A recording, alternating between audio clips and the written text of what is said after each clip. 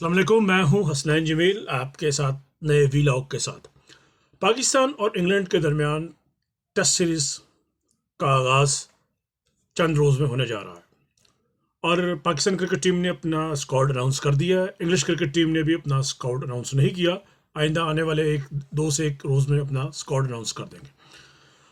पाकिस्तान और इंग्लैंड की जो टेस्ट सीरीज़ के लिए जो व्हाट्सएप सेलेक्टर मोहम्मद वसीम ने जो स्क्वाड अनाउंस किया है उस पर बात करने से पहले हम एक अदाद शुमार पर नज़र डालें कि अब तक पाकिस्तान और इंग्लैंड के दरमियान कितने टेस्ट मैचेस, कितने वनडे इंटरनेशनल्स, कितने T20 इंटरनेशनल्स खेले गए और उनके रिकॉर्ड क्या रहे। पाकिस्तान और इंग्लैंड के दरमियान अब तक 86 टेस्ट मैचेस खेले जा चुके हैं, जिसमें पाकिस्तान ने 21, इंग्लैंड ने 26 जीते। यानी कि टेस्ट मैचेस में इंग्लैंड का पलड़ा पाकिस्तान पे भारी है। 86 टेस्ट मैचेस, पाकिस्तान ने 21 जीते और इंग्लैंड ने 26। वनडे इंटरनेशनल की बात करें तो अब तक पाकिस्तान और इंग्लैंड के दरमियान 91 वनडे इंटरनेशनल मैच खेले जा चुके हैं, जिसमें इंग्लैंड ने 56 और पाकिस्तान ने 32 जीते। T20 की बात की जाए, वनडे में भी इंग्लैंड का पलड़ा भारी, 91 मैचेस में 56 इंग्लैंड ने जीते और 32 पाकिस्तान। T20 में अगर देखा जाए तो पाकिस्तान और इंग्लैंड के दरमियान 29 T20 मैचेस खेले गए, जिसमें पाकिस्तान ने 9 और इंग्लैंड ने 18 जीते। इसमें भी इंग्लैंड का पल्ला भारी है। अब जो चीज़ जो सामने आई वो ये आई कि तीनों फॉर्मेट्स में इंग्लिश टीम का पाकिस्तान पर पलड़ा भारी है। अब ये देखने की बात ये है कि अब जो टेस्ट सीरीज़ होने जा रही है, इसके लिए जो WhatsApp chief selector, yes man chief selector Mohammad Wasim ने जो टीम अनाउंस की है उसको एक नज़र देखते हैं। पाकिस्तान की टीम में फवाद आलम को फिर ड्रॉप कर दिया गया। फवाद आलम वो प्लेयर है जिसने अपने पहले ही टेस्ट में श्रीलंका के खिलाफ 167 रन की बड़ी खेली। उसके बाद उसको 4 मैचों से में नाकाम परफॉर्मेंस के बाद, यानी कि 3 या 4 में उसने वो अच्छा स्कोर नहीं किया, लेकिन पहले में उसने स्कोर किया। उसके बाद उसको ड्रॉप कर दिया गया। वो 11 साल मुसलसल डोमेस्टिक क्रिकेट में स्कोर करता रहा। किसी चीफ सेलेक्टर को तौफीक नहीं हुई, किसी क्रिकेट बोर्ड के अरबाब को, एहलकार को, अरबाब इख्तियार को, किसी को तौफीक नहीं हुई कि वो ये देखे कि एक आदमी टेस्ट मैच से ड्रॉप हुआ है, पहले टेस्ट में 100 कर रहा है, उसके बाद 2-3 टेस्ट मैच में उसने परफॉर्मेंस अच्छी नहीं दी, उसके बाद वो 11 साल से मुसलसल स्कोर करी जा रहा है और हम उसको टीम में रखें। किसी को तौफीक नहीं हुई। फवाद आलम ने सेंचुरियों की सेंचुरियाँ लगा दी डोमेस्टिक क्रिकेट में। वो 4-5 साल मुसलसल 4-5 सीजन्स में टॉप ऑफ द लिस्ट रहा, लेकिन उसके बावजूद उसको सेलेक्ट नहीं किया गया। मीडिया के दबाव पर, एक प्रेशर क्रिएट करने पर फवाद आलम को मुंतखब किया गया और जब फवाद आलम को टीम में वापस लाया गया तो उसने मुसलसल 4 सेंचुरियाँ बना दी। न्यूजीलैंड के खिलाफ, जिम्बाब्वे के खिलाफ, जनूबी अफ्रीका के खिलाफ, बांग्लादेश के खिलाफ। और फवाद आलम ने अपने उन लोगों के मुंह पर एक तमाचा रसीद कर दिया जो उसे 11 साल तक मुकम्मल नज़रअंदाज करते रहे। तासुर यह था कि अब फवाद आलम जब तक फिट है, और वो फिट था, वो 35-36 साल की उम्र में भी सुपर फिट था, और वो टीम में जितने भी खिलाड़ी हैं टेस्ट स्क्वाड में, जब उनके फिटनेस टेस्ट होते थे तो फवाद आलम उनसे ज़्यादा बेहतर फिटनेस शो करता था। लेकिन एक तवक्को थी कि फवाद आलम जो है वो जब तक फिट रहेगा और जब तक वो परफॉर्म करता रहेगा, वो खेलता रहेगा। मगर हुआ क्या? हुआ ये कि फवाद आलम की सिर्फ 4 या 5 इनिंग्स में कारकर्दगी तवक्को के मुताबिक ना रही। एक ऑस्ट्रेलिया के खिलाफ 3 टेस्ट मैच की जो एक सीरीज़ थी उसमें, और एक श्रीलंका के खिलाफ 2 टेस्ट मैचेस की जो सीरीज़ थी। अच्छा, उन जो 2 टेस्ट मैचेस जो श्रीलंका के खिलाफ खेले गए उसमें एक में उसको खिलाया नहीं गया, दूसरे में उसको खिलाया गया। सिर्फ इन 4 इनिंग्स की टोटल बने 4 टेस्ट, और जिसकी कोई 7 या 8 इनिंग्स बनती, उनमें 2 इनिंग्स में उसकी बारी नहीं आई की बुनियाद पर Mohammad Wasim chief selector, yes man chief selector ने फवाद आलम को टीम से ड्रॉप कर दिया। अब ये क्या वजह है? कराची से ताल्लुक़ रखने वाले बल्लेबाजों के साथ, प्लेयरों के साथ ऐसा क्यों सलूक होता है? माजी में हमने देखा शुएब मोहम्मद को मुकम्मल तौर पर नहीं सपोर्ट किया गया, नहीं खिलाया गया। वो मुसलसल परफॉर्म कर रहा था, मुसलसल स्कोर करता रहा। उसको कहा जी वो सिर्फ टेस्ट का प्लेयर है, वनडे का प्लेयर नहीं। हालांकि तवील अरसे तक 126 रन की उसका रिकॉर्ड रहा कि पाकिस्तान का वनडे में सबसे ज़्यादा रन स्कोर करने का एजाज़ शुएब मोहम्मद के पास रहा। उसने एक इनिंग में 126 रन बनाए थे।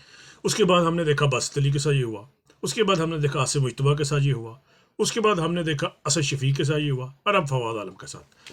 असद शफीक ने पाकिस्तान के लिए 80 टेस्ट मैचेस खेले और उन 80 टेस्ट मैचों में उसने 13 100 किए, और उसके 100 दुनिया के हर मुल्क में जाकर उसने 100 किया। उसने ऑस्ट्रेलिया में 100 किया, उसने इंग्लैंड में 100 किया, उसने जनूबी अफ्रीका में 100 किया, उसने होम सीरीज में 100 किया।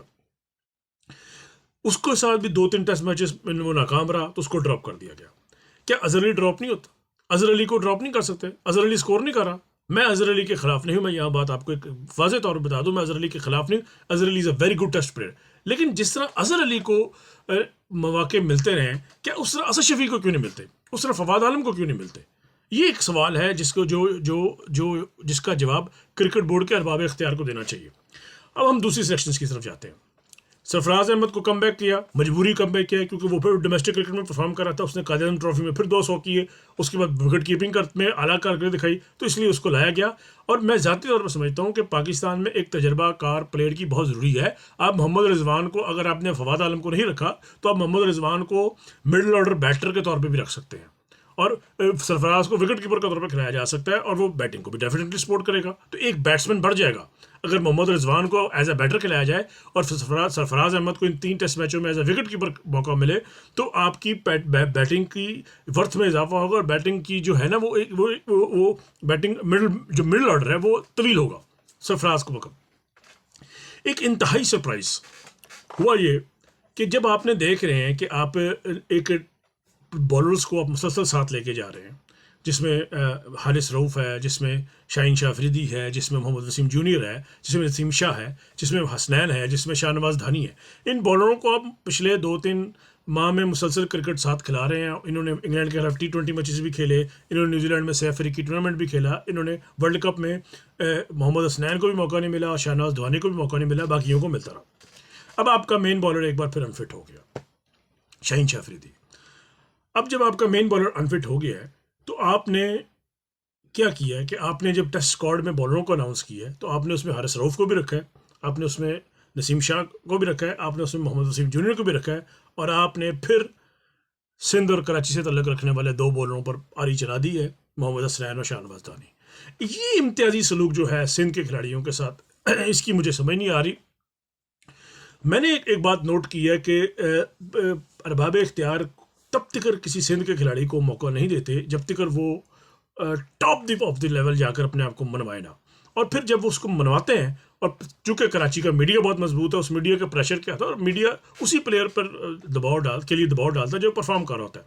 मिसाल के तौर पर अगर कोई प्लेयर परफॉर्म नहीं कर रहा तो मीडिया उसका नाम नहीं लेगा। अब मीडिया ने जब इन्होंने देखा कि कराची का एक मिस्ट्री स्पिनर है जिसको इब्रार अहमद, जो मुसलसल परफॉर्म करता आ रहा है, उसको मुंतखब किया गया। सऊद शकील को कराची के लड़के को मुंतखब किया गया, लेकिन उसको तो इन्होंने खिलाना नहीं, वो तो उसको वैसे बस रख लिया है, वो जो है वो स्क्वाड में रहेगा, लेकिन मुझे यकीन है कि उसको टेस्ट मैचों में मौका नहीं मिलेगा। अव्वल तो मैं इस पर भी डाउटफुल हूँ कि सरफराज अहमद को भी मौका नहीं देंगे, मैं इस पर भी डाउटफुल। सऊद शकील को आपने खिलाया ना, अब सऊद शकील को आपने मुंतखब कर लिया, इब्रार अहमद को मुंतखब कर लिया, अब आपको स्पिन डिपार्टमेंट में इब्रार को लाना पड़ेगा। अच्छा, कराची का सिंध का एक और लड़का है नुमान अली, जो मुसलसल परफॉर्म कर रहा है टेस्ट क्रिकेट में, जब से उसको चांस मिला वो आउट कर रहा है, और आपने उसके साथ मोहम्मद नवाज को भी रखकर उस पर एक प्रेशर डाल दिया है कि तुम भी लेफ्ट आर्म स्पिनर हो, तुम्हारे साथ हमने एक और लेफ्ट आर्म स्पिनर रख दिया है। अब मोहम्मद नवाज मुसलसल क्रिकेट खेल रहा है, T20 वनडे मुसलसल खेल रहा है। क्या अब टेस्ट क्रिकेट में नुमान अली का पहली तरजीह नहीं होनी चाहिए, पहली जो नहीं होनी चाहिए? हमने देखा श्रीलंका में हम नुमान अली को भी लेके गए, हमने उसको मोहम्मद नवाज को भी रखा, लेकिन मुसलसल वनडे T20 खेलने के बावजूद और टेस्ट में नुमान अली ने मुसलसल परफॉर्मेंस देने के बावजूद इन्होंने श्रीलंका के खिलाफ पहले टेस्ट में नुमान अली को ड्रॉप कर दिया और नवाज को मौका दे दिया। क्यों? दोस्तियाँ यारियाँ, जो एक रवायत है पाकिस्तान क्रिकेट का कि दोस्तियाँ निभाई जाओ। अब 3 स्पिनर डाले हैं, 3 फास्ट बॉलर, एक और फास्ट बॉलर मुंतखब किया, उस पर मैं बाद में बात करता हूँ, पहले हम इन 3 पे बात कर लें। 3 फास्ट बॉलर हमने मुंतखब किए हैं, हारिस रऊफ़, नसीम शाह और मोहम्मद वसीम जूनियर, और 3 स्पिनर जो हैं वो इस स्क्वाड में शामिल हैं। मिस्ट्री स्पिनर इब्रार अहमद, जिसको मिस्ट्री स्पिनर कहा जा रहा है, जो मुसलसल डोमेस्टिक क्रिकेट में परफॉर्म कर रहा है, और उसको मुझे यकीन है कि इस बार 11 में ज़रूर मौका मिलेगा। नुमान अली और हसन और मोहम्मद नवाज। अब होना क्या, अब देखें, होम सीरीज जब भी होती है ना, उसके लिए आप अपनी एक जो टीम होती है वो अपनी कुव्वत देखते हुए उस तरह की विकेटें बनाती है। इंग्लैंड में जाते हैं तो वो फास्ट बॉलिंग उस स्पिन पर स्विंग बॉलिंग के देखते हुए अपनी बनाती है। हमें स्पिन विकेट पर फोकस करना चाहिए। अगर हमने फास्ट बॉलिंग विकेट बनाई तो इंग्लैंड के जो तजर्बाकार फास्ट बॉलर हैं, जिसमें जिमी एंडरसन भी आएगा, जिसमें स्टुअर्ट ब्रॉड भी आएगा, जिसमें क्रिस वॉक्स होगा, जिसमें मार्क वुड होगा, जिसमें एक दो और उनके तजर्बा बॉलर हैं वो हो सकते हैं, तो वो हमें परेशान करेंगे। तो अगर हम स्पिन विकेट बनाएं, अपने मिस्ट्री स्पिनर इब्रार को आजमाएं, नुमान अली जो ज़्यादा बेहतर टेस्ट क्रिकेट में परफॉर्म कर रहा है हसन मोहम्मद नवाज से, उसको मौका दें तो हम इंग्लैंड को प्रॉब्लम में डाल सकते हैं। क्या फैसला होता है ये तो आने वाला वक्त बताएगा, लेकिन ज़्यादा इन्हिसार पाकिस्तानी कंडीशन और पाकिस्तानी स्पिन विकेटों के मुताबिक जो है वो इसी का होना चाहिए। अब हमने क्या किया कि हमने एक ऐसे बॉलर को मौका दे दिया, एक नया बॉलर मुंतखब किया है, मोहम्मद अली। अब मैं उस बॉलर के मुंतखब होने के, मैं उसके लिए नेक तमन्नाएं का इजहार कर दूँ, लेकिन मैं एक सवाल उठाता हूँ। कहा जा रहा है कि डोमेस्टिक क्रिकेट में मोहम्मद अली जो है उसने एक दो सीजन में परफॉर्म किया, तो इसलिए उसको मौका दिया गया। तो डोमेस्टिक क्रिकेट में तो मीर हमजा भी परफॉर्म कर रहा है, वो मुसलसल वो 350 से ज़्यादा टेस्ट फर्स्ट क्लास विकेट ले चुका है, उसको क्यों नहीं मौका मिल रहा? वो भी तो लेफ्ट आर्म स्पिनर है। हमारा मेन बॉलर शाहीन शाह अफरीदी जो है वो इस वक्त अनफिट है, तो एक लेफ्ट आर्म फास्ट बॉलर की जरूरत है ना। हमने 3 फास्ट बॉलर मुंतखब किए हैं, तीनों राइट आर्म है, तो क्या लेफ्ट आर्म फास्ट बॉलर जो है वो मीर हमजा बेहतर नहीं था? ये इम्तियाजी सलूक जो है सिंध के खिलाड़ियों के साथ इसकी मुझे समझ नहीं आ रही। मैंने एक बात नोट की है कि अरबाब इख्तियार तब तक किसी सिंध के खिलाड़ी को मौका नहीं देते जब तक वो टॉप ऑफ द लेवल जाकर अपने आप को मनवाए ना।